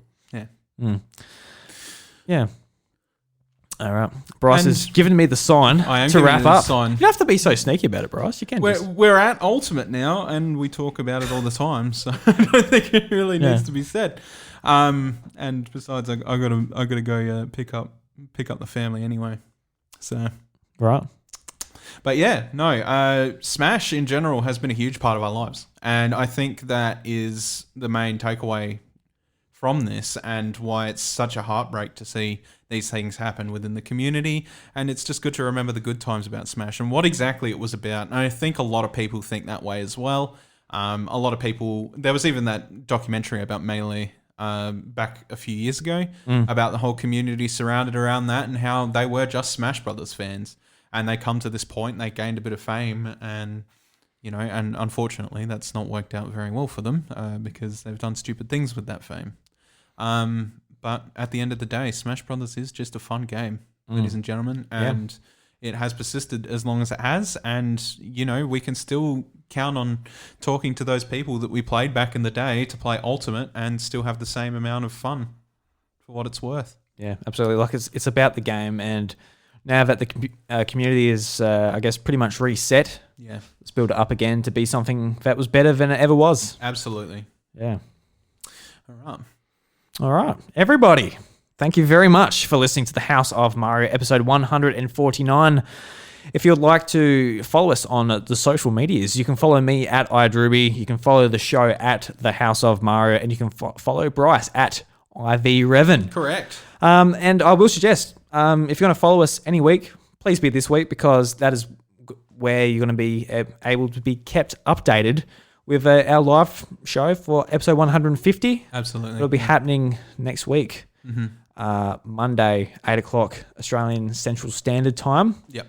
I'll post more details as the time gets closer, and also time conversion for you guys who live in America, Denmark, Beautiful. Great Britain, other states in Australia, if you can't work it out. So I'm actually, with all of this, Bryce, I have not nailed down a Nintendo jukebox. So I am currently looking at the moment through my likes on SoundCloud. Beautiful. Usually not this unorganized with it all, but I was looking at a lot of other information. Put an ARMS remix in there, Drew. I put an ARMS in one in last week. Oh, you did? Okay. Okay, I got this one. So it's this is by the 8-bit big band, which we have done before, and I'm not sure if I've done this exact song, but it's gonna. It might be a double up, it might not be, but I know it's awesome because I listened to it. I actually listened to this album in the car on the way home from work. Beautiful. Playing it like 11 o'clock at night, just like banging it. It's pretty cool. So, everybody, thank you very much. And we'll see you next week. And I'm a bit lost. Until next week, the doors to the House of Mario are closed.